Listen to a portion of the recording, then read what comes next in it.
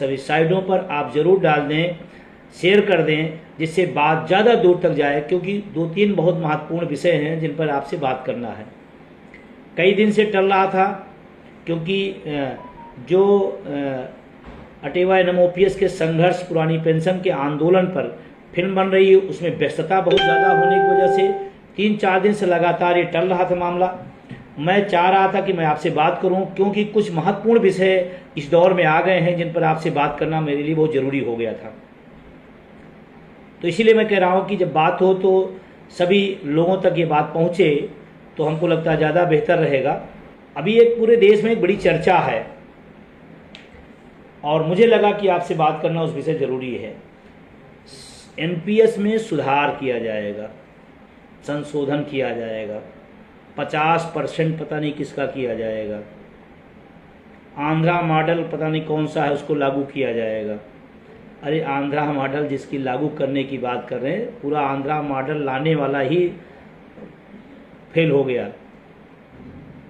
आंध्र प्रदेश की सरकार पिछली बार पुरानी पेंशन बहाली को लेकर के सरकार बनाई थी।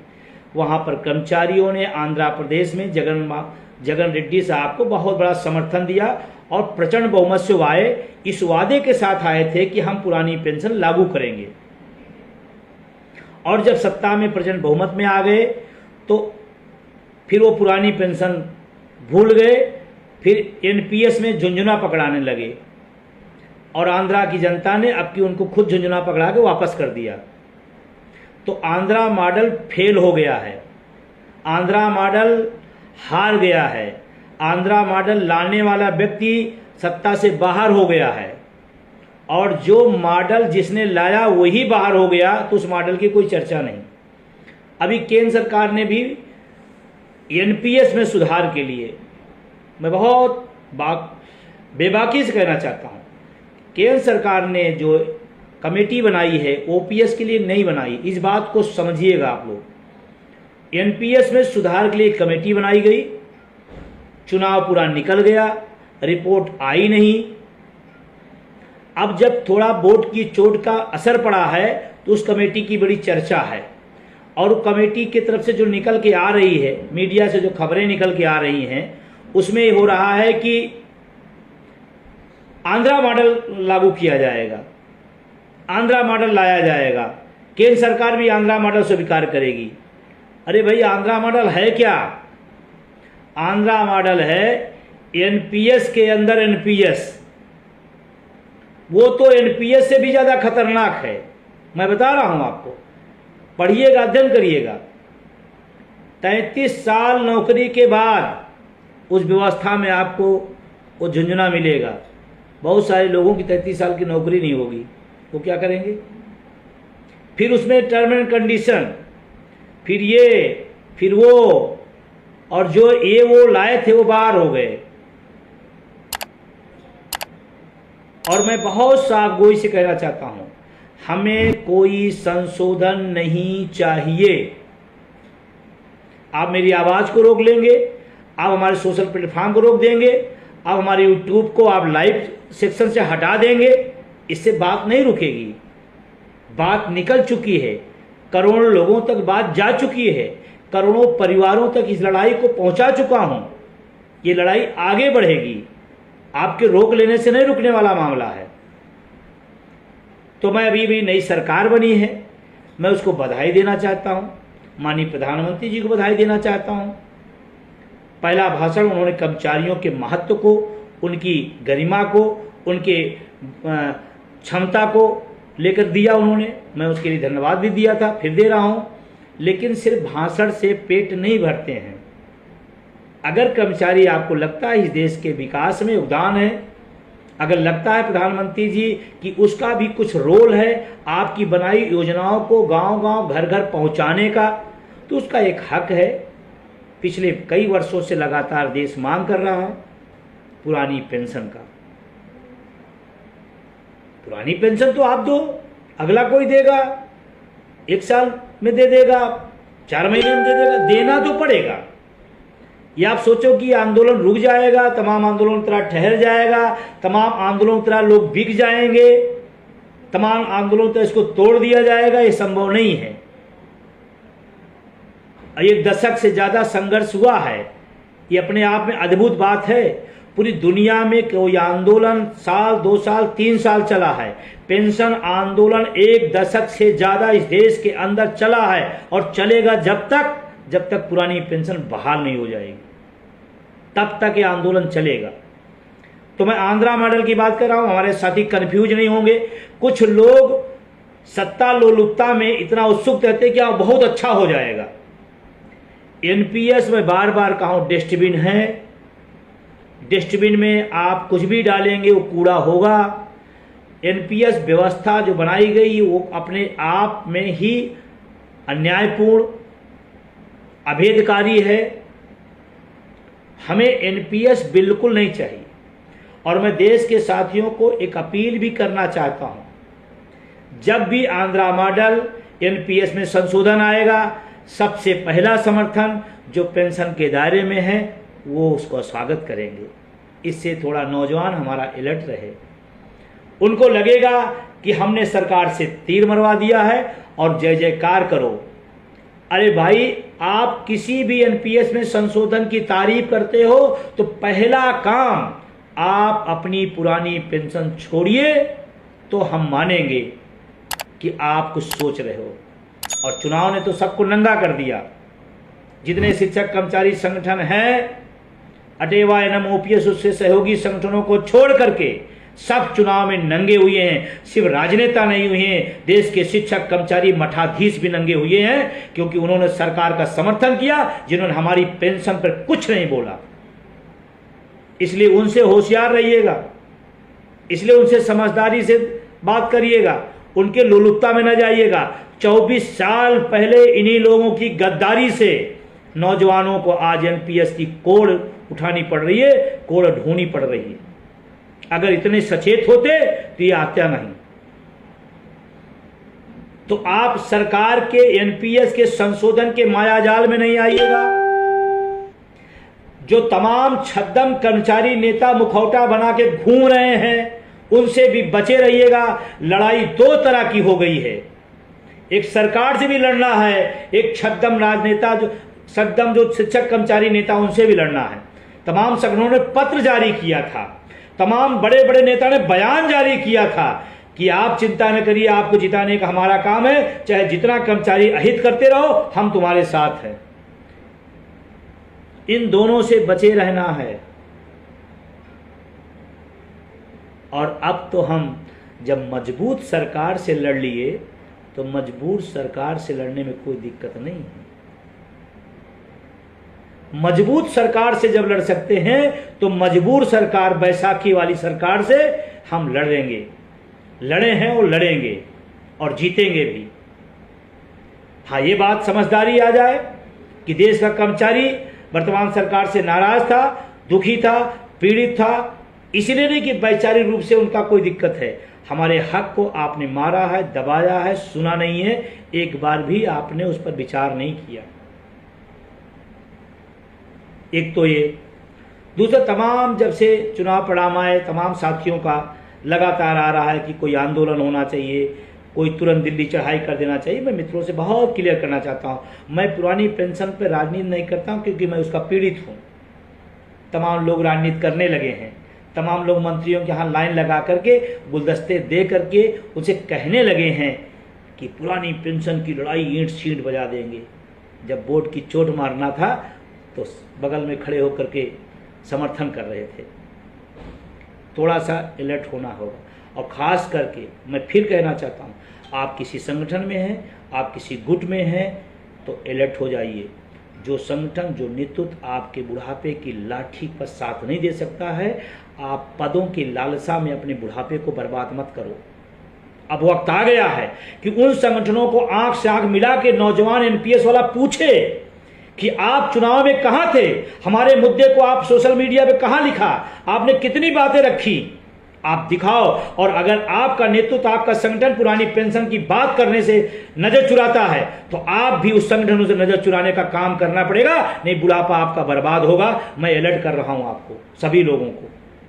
और मैं तमाम जो अपने समाज साथी हैं, मैं सबसे कहना चाहता हूं, जाओ कार्यालय कार्यालय, स्कूल स्कूल, कैंपस कैंपस जाओ, ये बात बताओ कि जो संगठन जो नेतृत्व करता ओपीएस के आंख मूंदता है, उस संगठनों से आप भी, अब वक्त आ गया है, एनपीएस के साथियों जागिए, आप भी अपने मुद्दे पर आ जाइए। आपका नेतृत्व करने वाला ओपीएस में होगा, वो आपको रास्ता बताएगा। नहीं मैं लड़ रहा हूं, मैं कर रहा हूं, मैं लिखा हूं, मैं पत्र लिखा हूं, सब धोखेबाजी है। आपके मुद्दे को अगर वो छोड़ सकता है तो आप संगठन को भी छोड़ने की हिम्मत दिखानी पड़ेगी, तब बात बनेगी। ये बात बहुत महत्वपूर्ण है, आज कह रहा हूं। अभी तक मैंने नहीं कहा, लेकिन इस चुनाव में मैंने देखा है मुखौटे, इसलिए मैं कह रहा हूं। जो हमारे बुढ़ापे की लाठी के साथ नहीं है, हम पदों की लालसा में उस संगठन से हमको नहीं रहना चाहिए। और जाइए घर घर, कार्यालय, कॉलेज, स्कूल, समझाइए इस बात को कि चुनाव के समय आपका नेतृत्व, आपका संगठन क्या कर रहा था। क्यों नहीं एक पोस्ट डाल पड़ा वोट फॉर ओपीएस का? चेक कर लीजिएगा अपने अपने नेताओं का, वोट फॉर ओपीएस का अभियान का कितने लोगों ने अपने पोस्टों पर डाला सोशल मीडिया पर। ठीक है, सरकार हमारे नहीं दे रही है, सरकार से हम लड़ेंगे, लेकिन जिसके लिए आप बने हो आप भी नहीं बात कर रहे हो, ये बड़ा सवाल है। और रही बात, एक जल्दी तैयारी करें, तमाम लोगों का आ रहा है दिल्ली चढ़ाई करिए, जल्दी एक बड़ा कार्यक्रम करिए, करेंगे। और आप जानते हैं अटेवा एनएम ओपीएस उनके सहयोगी लोग जब करते हैं तो इतिहास रचते हैं, इतिहास रचते हैं। हमने, आप सब ने, भारत नहीं पूरी दुनिया का ट्रेड यूनियन की इतिहास आपने तोड़ा है, आपके अपने नाम किया है 1 अक्टूबर की रैली में। होगा, उससे भी बड़ा होगा, लेकिन प्लानिंग के तहत होगा। अभी अभी नई नवेली सरकार बनी है, अभी मैं निवेदन प्रत्यावेदन करूंगा, अभी मैं प्रधानमंत्री जी को पत्र लिखने वाला हूं। मैं लिखने वाला हूं देश के सभी उन माननीय सांसदों का जो देश की सब बड़ी पंचायत में गए हैं, हम जानना चाहते हैं हमारे मुद्दे पर उनका क्या व्यू है, उनको भी एक पत्र लिखने वाला हूं। 543 सांसदों को पत्र लिखा जाएगा, प्रधानमंत्री को पत्र लिखना जाएगा, निवेदन किया जाएगा, आग्रह किया जाएगा कि अभी मेरी बात सुन लीजिए। नहीं सुना जाएगा तो पहले भी लड़ा है और आगे भी लड़ेंगे, लेकिन पेंशन नहीं छोड़ेंगे। सरकारें छूट जाए, नेता छूट जाए, विचारधारा छूट जाए, पेंशन नहीं छूटेगी। ध्यान रखना इस बात पर। तो अभी कार्यकारिणी की बैठक होगी, आगे की रणनीति बताएंगे, आगे की रणनीति बनाएंगे और ठोस रणनीति बनेगी। अब की और तरीके अपनाए जाएंगे। और मैं आपसे बताना चाहता हूं, इसी 18वीं संसद में, 18वीं संसद जो गठित हुई है, इसी में पेंशन का ऐतिहासिक फैसले के रास्ता बनाया जाएगा। इसी में 18वीं लोकसभा के इस सदन में ही ओपीएस का रास्ता निकलेगा। कौन प्रधानमंत्री बन जाता है, कौन हट जाएगा, कौन सरकार आएगी, कौन जाएगी, वो विषय उनका है। मैं आपसे कह रहा हूं जी, मैं 18वीं लोकसभा से ही पेंशन का रास्ता निकालेंगे। आप लोग विश्वास बनाए रखिएगा। तमाम जो संगठन हैं, मैं अपने तमाम दूसरी संगठनों में लोग जुड़े रहते हैं कि मैं फला पदाधिकारी हूँ, किस लिए टानिक दे रहे हो भाई कि बुढ़ापे की लाठी काट दिया जाए? उससे दूर होइए। दूसरी सरकार से मैं बड़ी जिम्मेदारी से निवेदन करता हूँ, हम लोग सरकार के आँख नाक कान हैं, आपकी सारी योजनाओं को पहुँचाने का काम हम करते हैं। हम वही शिक्षक कर्मचारी पहुँचाता है, वही करता है। तो उनके बारे में भी आप सोचें। जितने सांसद भूतपूर्व हो गए, सबकी पेंशन बन गई। जितने जीत के आए हैं उनके भी रास्ते खुल गए। वेतन भत्ते के आप हकदार हो गए। पेंशन आप पहले भी लेते रहे होंगे, अगर मान नहीं रहे होंगे आगे भी लेंगे।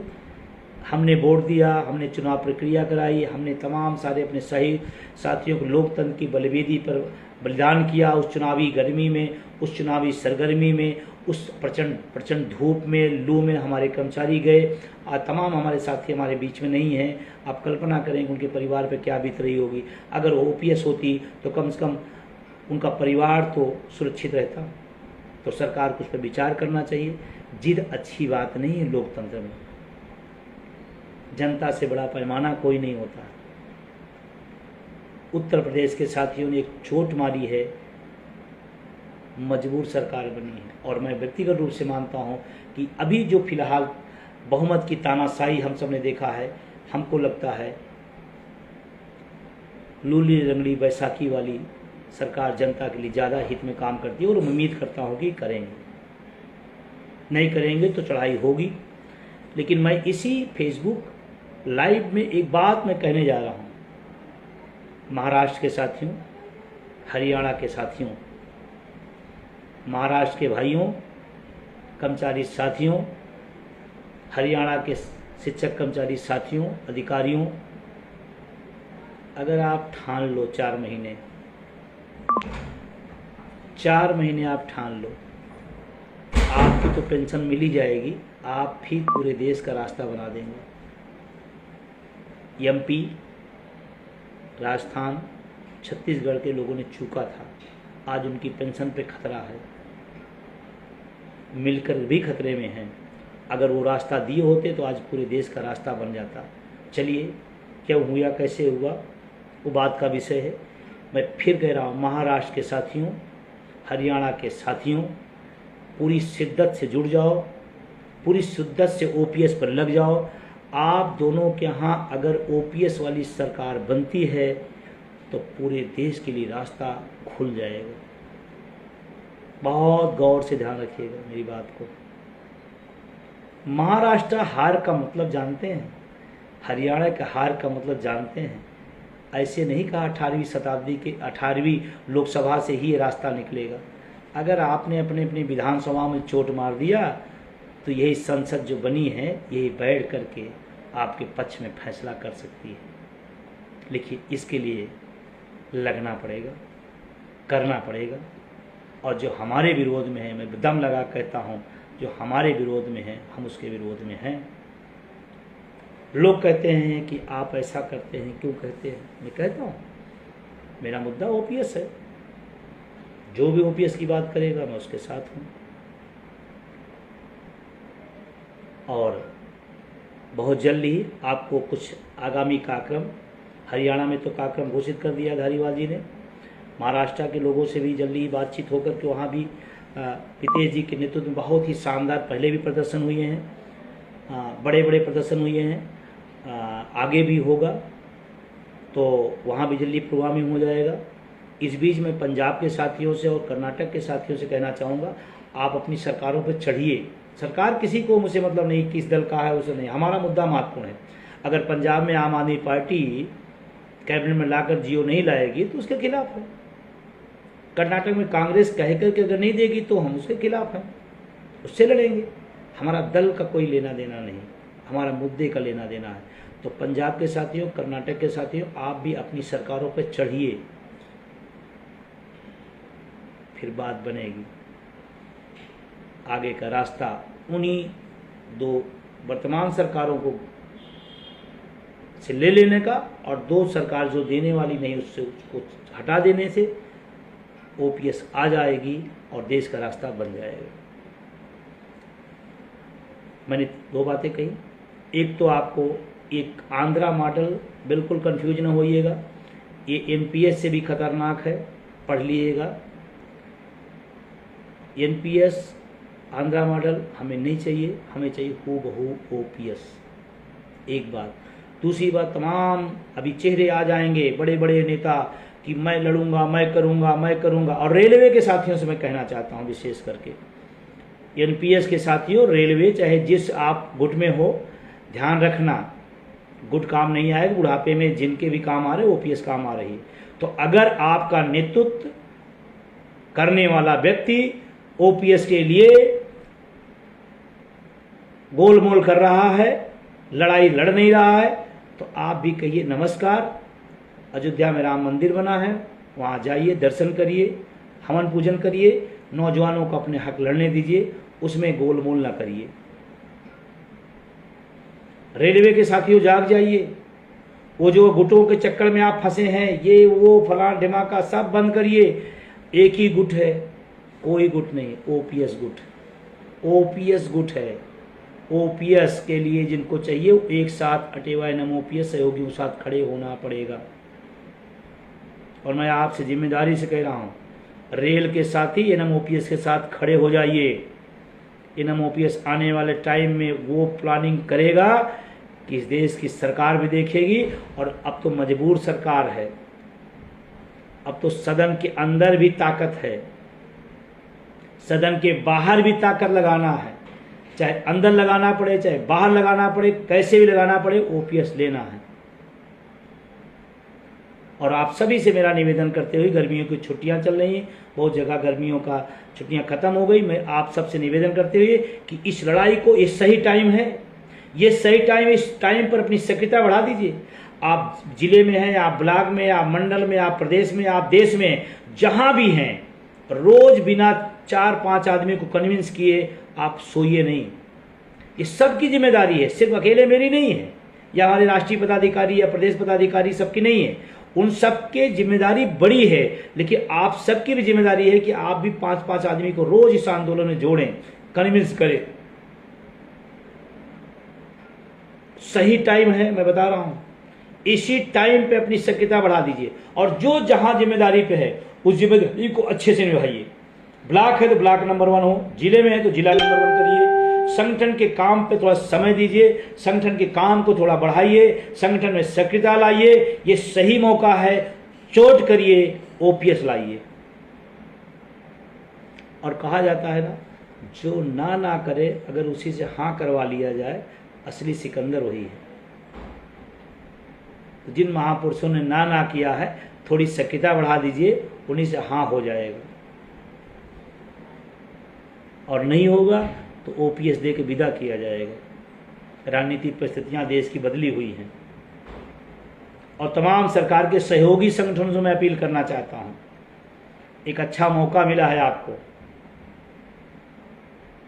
कि आप सरकार के सहयोगी हैं, चढ़िए, लड़िए, जनता में मैसेज डालिए कि हम सरकार में जरूर हैं, लेकिन जनता के मुद्दों पर जनता के साथ हैं। तमाम सहयोगी लोग हैं, उन सहयोगियों से मेरी अपील है सरकार के कि मौका अच्छा है,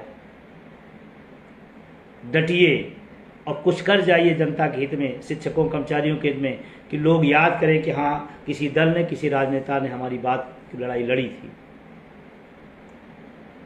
तो बहुत जल्दी अटेवा प्रदेश कार्यकारिणी की बैठक होगी, राष्ट्रीय कार्यकारिणी की बैठक बुलाएंगे, आगे के एजेंडे तय होंगे, फिर एक प्लानिंग के तहत सिस्टमेटिक ढंग से हम लोग आगे बढ़ेंगे, और जब जहां रणनीति की जरूरत है वहाँ रणनीति अपनाएंगे, जहां पर सपोर्ट की जरूरत है सपोर्ट भी लिया जाएगा, जहां बड़े समूह और बड़े प्रदर्शन जो थे वहाँ बड़े प्रदर्शन भी किए जाएंगे। बस और रणनीतिक रूप से होगा, संगठन जो दिशा निर्देश है आप उसी पर लगिए। इस समय अभी आपको घरों में हैं, फिर भी थोड़ा सा नाखुशी अदा करता हूँ कि फ्री भी है, घरों में भी हैं, लिखते पढ़ते नहीं। मेरा निवेदन है, थोड़ा लिखिए पढ़िए, आंदोलन के बारे में, संगठन के बारे में, अपने मुद्दे के बारे में थोड़ा लिखिए पढ़िए। कुछ लोग हैं जो दिन रात लगे हैं, कुछ लोग हैं जो दिन रात सो रहे हैं, तो मैं निवेदन करूँगा लिखिए पढ़िए। लिखने पढ़ने का जो वो है वो कम है, उसको बढ़ाइए। सभी लोग अपने मुद्दे के बारे में लिखिए, अपने आंदोलन के बारे में लिखिए, अपने संगठन के बारे में लिखिए, क्या दिक्कत है आपको? अब मैं तो लाइव होकर कह रहा हूँ, आपको अपने घर में बैठ कर लिखना है। तो बहुत ज़्यादा बातें नहीं, थोड़ा सा व्यवधान उत्पन्न हुआ, मैं क्षमा चाहता हूँ उसके लिए। मैं यूट्यूब पे लाइव गया तो लाइव खुल ही नहीं रहा था, शायद 2 घंटे पहले डाल देने का ये नतीजा रहा कि उस सक्रिय हो गई, और तमाम हमारे साथियों का भी रोक दिया जाता है। रोकते रहे, कोई बात नहीं, बस आपने इसमें शामिल हुए, मैं आपको शुक्रिया अदा करता हूँ, धन्यवाद देता हूँ। लेकिन इस लाइव को आप अधिक से अधिक शेयर करिएगा, कमेंट करिएगा, लोगों तक भेजिएगा और उनको जोड़िए। ये मौका अच्छा है। हम सब पिछले 1 दशक से इस लड़ाई को लड़ रहे हैं, 1 दशक से अधिक समय हो गया। उस बीच में हमारे पास कोई मौका नहीं था, प्रचंड सरकारें बनती थी, सुनने को तैयार नहीं रहती थी। आज तो जंतर मंतर का भी प्रदर्शन होगा, सरकारें हिलेंगी। आपने तो बड़े बड़े किए हैं, वो आगे प्रोग्राम आएंगे, किस रूप में कैसे आएंगे वो टीम तय करेगी, कमेटी तय करेगी, बातचीत करके हम लोग लाएंगे। लेकिन अभी निवेदन है, थोड़ा लिखने पढ़ने पर जोर दीजिए। यार, जो व्यक्ति अपने हक के लिए सब करने को तैयार होता है, हम लोग घर में बैठ कर लिख नहीं सकते हैं। तो प्लीज़ सभी से पुनः निवेदन करते हुए अपने जो दायित्व है, आईटी सेल का है तो आईटी सेल कि लोगों का काम क्या वो करे, सोशल मीडिया के लोगों का काम क्या है, क्या पदी जो दायित्व पदाधिकारी हैं, जिले हैं, प्रदेश है, मंडल है, राष्ट्रीय है, अपने अपने दायित्वों को थोड़ा सा निभाइए। जितना आप कर रहे हैं उससे थोड़ा 10 गुना बढ़ा दीजिए। सही टाइम पर अगर आप हम मिलकर छोड़ कर ले जाएंगे तो हमारे बुढ़ापे की लाठी इसी 18वीं लोकसभा के सदन से ओपीएस रूपी अमृत निकलेगा। ध्यान दीजिएगा मेरी बात को। मैं 17वीं लोकसभा में नहीं कहा था, मैं 18वीं लोकसभा में कह रहा हूं कि थोड़ी आप भागीदारी। और एक चीज और क्लियर कर दूं, ये भी पेंशन की बात करते मैं चला जाऊं, मैं भी वो पेंशन की बात करते वो भी संगठन करते, no no no no no no, गलत फहमी में रहिएगा। यहां भी मैं चला जाऊं वहां भी नो नो नो नो। अब थोड़ा क्लियर हो जाइए, एक मुद्दा एक मंच, कोई प्रपंच नहीं। एनएमओपीएस से बड़ा मंच, एनएमओपीएस से बड़ा संघर्ष, एनएमओपीएस से बड़ी ताकत इस देश में शिक्षकों कर्मचारियों पास किसी के पास नहीं है। और ईमानदारी से अगर किसी बैनर ने, किसी संगठन ने लड़ा है तो एनएमओपीएस ने लड़ा है।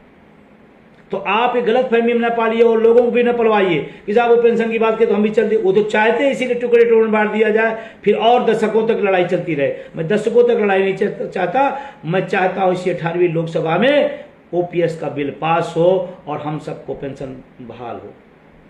राज्यों में जिनकी पेंशन बहाल लागू हो गई वो खतरे में हैं, और मैं बड़ी जिम्मेदारी के साथ कहता हूं आपके राज्य में लागू हो गई, आप उसके अंदर आ गए, स्वागत है, लेकिन रुकिएगा नहीं, सुस्ताइएगा नहीं।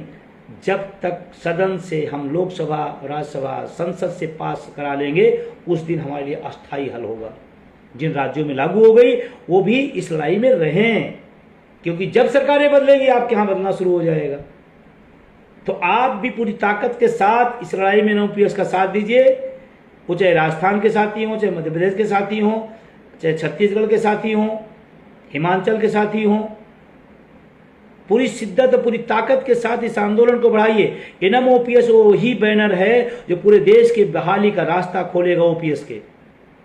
और सदन से जब लोकसभा और राज्यसभा, संसद से जब पास हो जाएगा तब जानिएगा इसकी अंतिम लकीर वहीं पर ठप होगी, अदरवाइज इधर उधर होता रहेगा। अभी राजस्थान की सरकार ने कुछ कहा, वहाँ के लोगों को फ़ोन आने लगा, भाई साहब क्या होगा। हमने कहा सोने से बड़े बड़े अधिकार खत्म हो गए हैं, जागते रहिए, एनएमओपीएस को मजबूत करिए। आज से मेरा निवेदन है, कम से कम इस आंदोलन पर 1-2 घंटा आप दिया करिए, संपर्क करिए, फ़ोन करिए, लिखिए, पढ़िए, इसको बढ़ाइए। ये सही मंच है, सही टाइम है, और सही मंच पर सही तरीके से हल निकाला जाएगा। कोई और संगठन आह्वान करे तो मुझे बहुत खेद के साथ कहना पड़ रहा है कि सिर्फ चालबाजी होगी, क्योंकि अधिकांश लोग पुरानी पेंशन में हैं, उनके लिए राजनीति का विषय है।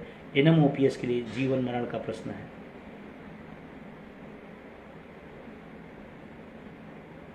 बहुत सारे साथियों को लगा कर कमेंट आ रहा है, रेलवे के साथियों का भी कमेंट आ रहा है, उन्हें धन्यवाद देना चाहता हूं। मैं रेलवे के खास करके साथियों से कहना चाहता हूं, अब वक्त आ गया है कि संगठनों को, अगर आपके मुद्दे को नजरअंदाज करते हैं तो आप भी पद क्या करोगे लेकर के, बुढ़ापे में पेंशन नहीं मिली, पद लेके घूमो, आप पद लेके क्या करोगे आप कि मैं फला पदाधिकारी हूं।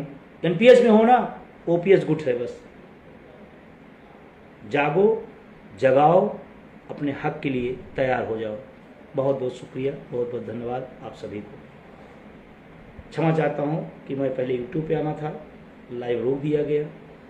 क्यों रोका गया, कैसे रोका गया मुझे नहीं पता, मैं ज़्यादा टेक्निकल आदमी नहीं हूँ, लेकिन हक के लिए लड़ूंगा। रास्ते इधर उधर हो सकते हैं लेकिन मंजिल क्लियर है। शुभ